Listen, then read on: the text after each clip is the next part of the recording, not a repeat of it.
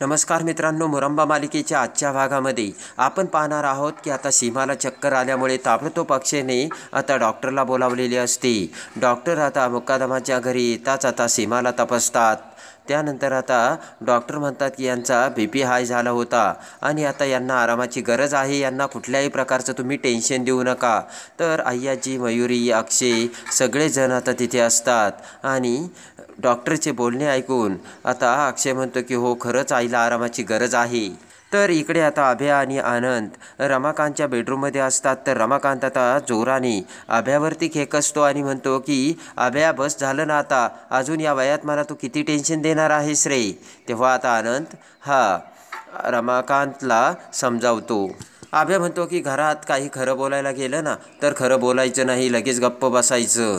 असंच आहे या घरात आणि जो खरं बोलतो ना त्याला गप्प बसवले जाते.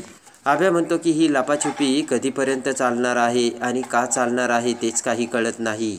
आणि अभ्या म्हणतो की मग त्या अक्षयला सांगायचं ना, जिला तो रमा समजतोय ती रमा नाहीच आहे म्हणून.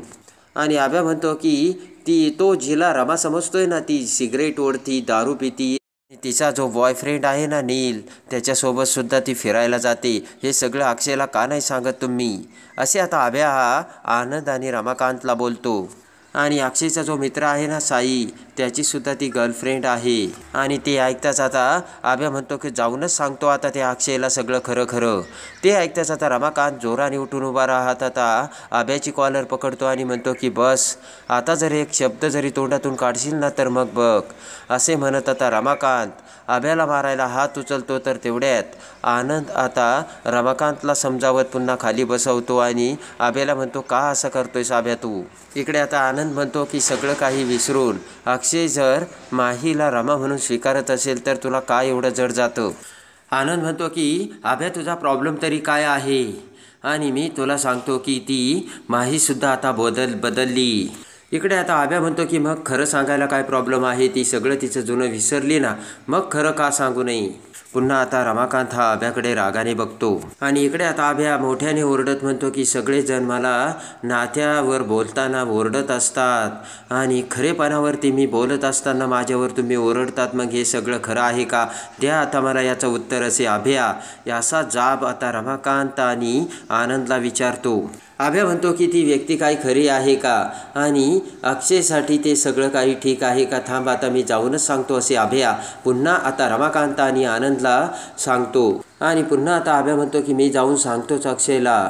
तर बोट करत आता लगेच अभ्या म्हणतो की जाऊ का, सांगू का. तर लगेच आनंद म्हणतो काय बोलतोयस अभ्या, काहीही बोलू नकोस. तर आता अभ्या म्हणतो घाबरलात ना. आणि रागाने अभ्या आता खाली निघून जातो. तेव्हा आता रमाकांत स्वतःलाच दोष देऊ लागतो. रमाकांत आता पस्तावा करू लागतो. रमाकांत आता आनंदला म्हणतो की कदाचित माझं मागच्या जन्माचंच काही पाप असेल म्हणून हा अभ्या असा वागतोय. तेव्हा आता आनंद म्हणतो की काके, तू स्वतःला एवढा दोष लावून का घेतोयस आणि तुझी काही चूक नसताना तू का स्वतःला त्रास करून घेतोयस. आणि इकडे आता आनंद हा रमाकांतला म्हणतो की जर अभ्याने आता अक्षयला सांगितलं की ती रमा नाही तर माई आहे, तर अक्षय तिच्यासोबत जो संसाराचा प्लान करतोय ना ते सगळं सोडून देऊन अक्षय पुन्हा खूप तुटेल. असे आता आनंदने रमाकांतला सांगितलेले असते. इकडे आता अय्याजी ही मयुरीसोबत तिच्या बेडरूममध्ये येते. मयुरीकडे बघत आता अय्याजी म्हणते की हे बघ मयुरी, आपल्या घरात जे काही चाललंय ना त्या काही गोष्टी तुला आता समजून घ्याव्या लागतील. तेव्हा आता मयुरीला काही कळत नाही आणि मयुरी म्हणते की म्हणजे तुला काय म्हणायचं आहे अय्याजी. अय्याजी म्हणते की हे बघ, जगात ना 2 प्रकारच्या बायका असतात. एक एकदम हुशार असतात आणि एक तर दुसरी एकदम मठ्ठ असते.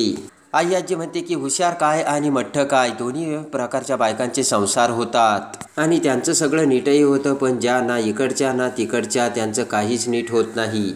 अय्याजी मयुरीला सांगू लागते. अय्याजी म्हणते की आपली सीमा आहे ना, एवढी भाबडी आहे ना का ते बघ.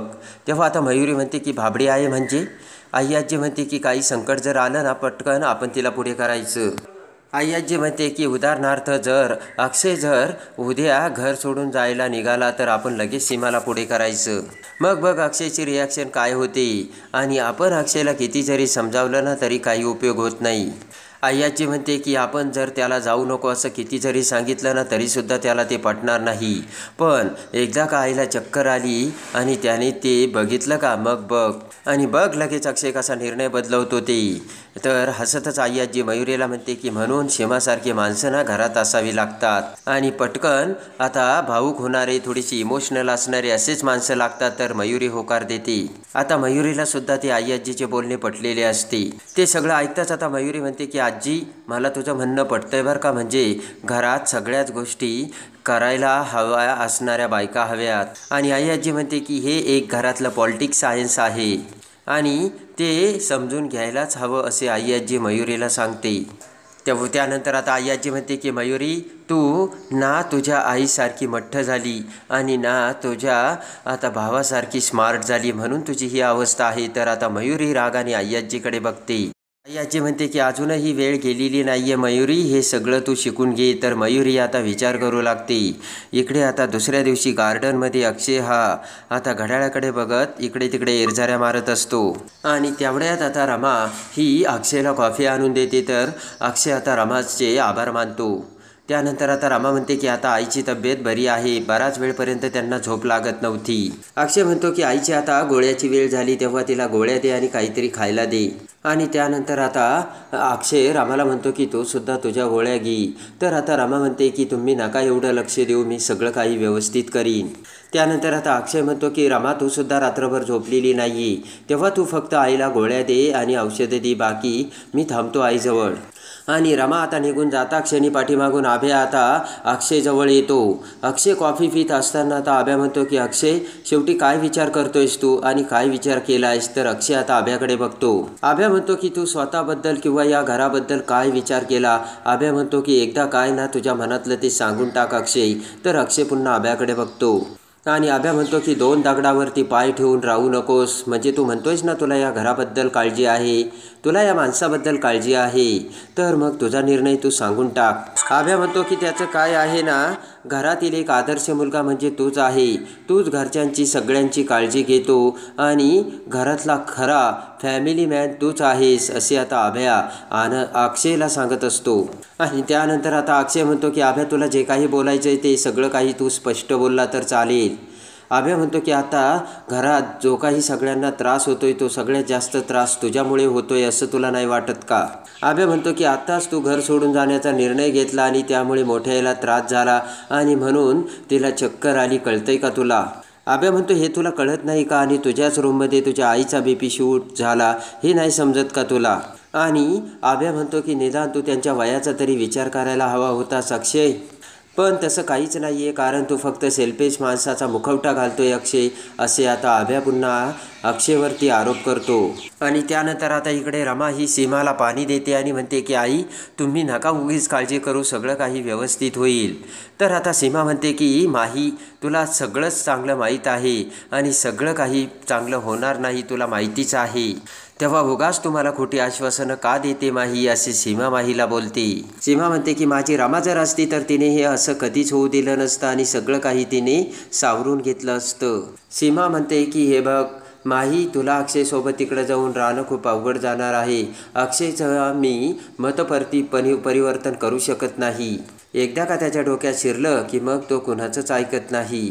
आणि इकडे आता अक्षय आभ्याला समजावतो आणि म्हणतो की आभ्या बाबा मी काहीही गोंधळ घातलेला नाही, जे काही मी करतोय ते सगळं विचार करूनच करतोय. अक्षय म्हणतो की आभ्या तुला माझ्याबद्दल काय प्रॉब्लेम आहे, तुला जे काही प्रॉब्लेम आहे ना ते बोल ना एकदा, माझ्याबद्दल तू एवढा राग का धरतोयस. अक्षय म्हणतो की आभ्या तुला माझ्याबद्दल एवढा राग का आहे, तू माझ्यावरती आक्षेप घेतोय, आरोप करतोय, ते सगळं का. आणि लगेच आता अक्षय म्हणतो की आभ्या तू मला म्हणतोय की या सगळ्यात घरामध्ये माझीच काही चूक आहे, हे सगळं काही होतंय ते माझ्यामुळे होतंय नाही का. तर तू मला सांग, मी एका मिनिटात हे सगळं घर तुझ्या नावावर करायला तयार आहे आणि मग सांभाळ आणि घे तू या घराची जबाबदारी असे आता अक्षय आभ्याला सांगतो. ते ऐकून आता आभ्या म्हणतो की अक्षय तू मला फक्त दाखवतोयस की तुला माझी किती काळजी आहे ती. अक्षय म्हणतो नाही नाही मी तुला ते दाखवत नाहीये. अक्षय म्हणतो की नाही नाही मी तुला दाखवत नाहीये, मी करायला तयार आहे, घे तू घराची जबाबदारी, मी सगळं तुला तयार करून देतो. अक्षय म्हणतो की मी बायकोला आणि आईला सुद्धा इथून घेऊन जायला तयार आहे आणि मी घेऊन जातोय. कारण इथे जर मी माझ्या आईला इथे सोडून गेलो ना तर इथे माझ्या आईला त्रास होईल असे अक्षय आता आभ्याला सांगतो. आणि त्यानंतर आता इकडे माही ही तिच्या घरामध्ये बसलेली असताना देविका आता माहीकडे येते. देविका आता खूप खुश झालेली असते आणि देविका म्हणते की माही. तर आता माही देविकाकडे बघते तेव्हा आता देविका म्हणते की माही तुम्हाला प्रॉमिस दिलं ना की तूसुद्धा हे घर सोडून जाणार आहेस. तर रमा म्हणजे माही म्हणते की बरोबर आहे आणि मी तुला दिलेला प्रॉमिस पूर्णच करील आणि मी हे घर ना सोडून जाईल तेव्हा तू एन्जॉय कर. तर देविका खुश झालेली असते. आणि त्यानंतर आता माही ही इरावतीला फोन लावते आणि ताबडतोब इरावतीला आत्ता तिच्या घरी यायला सांगते. इकडे आता अक्षय हा पुन्हा सीमाकडे येतो आणि सीमाला विचार करत म्हणतो की आई तुला मी खरंच सांगतो, खरंच आपण हे घर सोडूयात आणि कुठेतरी दुसरीकडे जाऊयात. तर विचार करत आता सीमा म्हणते की अक्षय याला ना घर तोडणं म्हणतात. अक्षय म्हणतो की आई जर आपण या घरापासून लांब गेलो तरच हे घर आणि ही नाती टिकतील. आणि अक्षय म्हणतो की हे असंच जर इथे आपण राहिलो तर हे आभ्यामुळे ना अजून जास्त भांडणं होतील आणि एक ना एक दिवस हे करावंच लागणार आहे. अक्षय म्हणतो की कधी कधी जर नाते टिकवायचे असतील ना तर असं वागावंच लागतंय आई. आणि अक्षय म्हणतो की आपण इथे राहून या सगळ्या नात्याचा गुंता झालाय, गुंताय तुम्हाला कळत नाही का. तर आता रमा म्हणते की हे तुम्ही असा विचार करताय का आणि तुम्ही असा विचार कसा करू शकता हो, तुम्ही इथे या सगळ्यांना सोडून कसं जाऊ शकता, असा प्रश्न आता रमाने अक्षयला केलेला असतो. रमा म्हणते की लोक काय म्हणतील कळतंय का तुम्हाला, मुकादमाचं घर तुटलं म्हणून. आणि लगेच आता अक्षय म्हणतो की कुठले लोक, जेव्हा तुझा ॲक्सिडेंट झाला होता तेव्हा हे लोक तुला वाचवायला आले होते का आणि कुठल्या लोकांचा तू विचार करतेस रमा, असे अक्षय आता रमाला बोलतो. इकडे आता देविका ही तिच्या घरामधून आता बाहेर चाललेली असते आणि तिची बॅग भरून आता देविका ही हॉलमध्ये येते आणि म्हणते की माही अगं मी निघाले बरं का. आणि तेवढ्यात आता इकडे देविका बाहेर जात असताना इरावती ही देविकाच्या घरी दरवाजात आलेली असते आणि इकडून देविका आता बाहेर जात असते. तर दोघींचीही समोरासमोर आता भेट होते. तेवढ्यात आता लगेच देविका इरावतीकडे बघते आणि म्हणते कोण तुम्ही. तर इरावती आता देविकासमोर तिच्या चेहऱ्यासमोर हात धरते आणि बाजूला करते. पुन्हा इरावती आता देविकाच्या अवतीभवती फिरते. देविकाला आता ते विचित्र वाटते आणि देविका म्हणते की कोण तुम्ही. तर आता इरावती म्हणते की मला वाटतंय तुम्ही माहीची ग्रँडमदर नाही का. आणि आता देविका हसत म्हणते की हो पण तुम्ही कोण. इरावती म्हणते की मला जर मुलगा असता ना तर तो आता 15 वर्षाचा असता. जर मला तो मुलगा असताना तर त्याला मी म्हटले असते की थांब तुला माहीशी लग्न करायचं आहे म्हणून. तर आता देविका इरावतीचे ते बोलणे ऐकून अवाकच झालेली असते. इकडे आता इरावती म्हणते की मी तुमच्या शरीराला हात लावलाय ना, तुमच्या हातामध्ये आणि शरीरामध्ये खूप व्हायब्रेशन आहेत, तुमचे हात असे बुडालेले आहेत आणि एवढ्या लहान वयात तुम्ही एवढ्या मोठ्या मुलीची आई कशी होऊ शकता हेच मला काही कळत नाही, अशी इरावती आता देविकाला विचारते. आणि देविकाला पुन्हा ते विचित्र वाटत देविका म्हणते की कोण आहे तुम्ही. हसतच आता इरावती म्हणते की मी माहीची मैत्रीण आहे. ते ऐकून देविका आता लगेच आता वेगळ्याच नजरेने इरावतीकडे बघते. तर आता इरावती म्हणते की तुला विशेष वाटत असेल ना तुम्हाला की एवढी मोठ्या वयाची मैत्रीण कशी, पण मी वय वगैरे काही मानत नाही. आणि तेवढ्यात आता इरावती म्हणते की कुठं आहे माझी माही. तर माही आता पायऱ्या उतरून बाहेर येते आणि इराला बघते. पटकन आता माही म्हणते हाय इरा. तर माहीला बघून इरा पटकन hi baby how are you असे म्हणत पुढे येते. आणि तेवढ्यात आता इरा देविकाकडे बघते आणि म्हणते की तुम्हाला कुठेतरी जायचं होतं ना. तर देविका म्हणते हो माझी कॅबसुद्धा आली. आणि लगेच आता देविका माहीला म्हणते की माही आपण काय बोललो ना तुझ्या लक्षात असू दे. तर माही म्हणते हो माझ्या चांगलंच लक्षात आहे. आणि इकडे आता इरा आणि माही दोघीही देविकाला बाय करतात. इकडे आता अक्षय हा सीमाला समजावून सांगत असतो. अक्षय म्हणतो की हा आभ्या या घरात कसा वागतोय आणि तरीसुद्धा आई तुला या घरात राहायचंय का, सगळं काही हे घर कसं झालंय आणि या घरातलं वातावरण कसं झालं तुझ्या लक्षात येत नाही का, तरीसुद्धा या घरात राहण्याचा तू विचार का करतेस, असे वारंवार अक्षय आता सीमाला समजावून सांगत असतो. सीमा आणि रमा ते सगळं ऐकत असतात पण आता अक्षयचे बोलणे आता दोघीही टाळत असतात आणि सीमा आता घराच्या बाहेर जायला अजिबात तयार नसते. अक्षय म्हणतो की हे जर असंच आपण इथे राहिलो तर दररोज भांडणं होणार आहेत. तेव्हा अक्षय म्हणतो की आभ्याला घेऊ द्यात नाही या घराची जबाबदारी आणि करू द्यात या घराची सगळी जबाबदारी पूर्ण, त्यामुळे तो कदाचित सुधरेल आणि भांडणंही होणार नाहीत. असे आता अक्षय पुन्हा सीमाला समजावतो. अक्षय म्हणतो की आई, आजी तुझ्याशी कसे वागते आणि आजपर्यंत शशिकांत मुकादम या घरात तुझ्याशी कसा वागत आलाय ना ते मी जवळून बघितलंय. अक्षय म्हणतो की आपल्याला वाटतंय तो माणूस बदलला, पण मला वाटत नाही की तो माणूस बदलला असेल म्हणून, आणि अजूनही तो घरी आलेला नाही.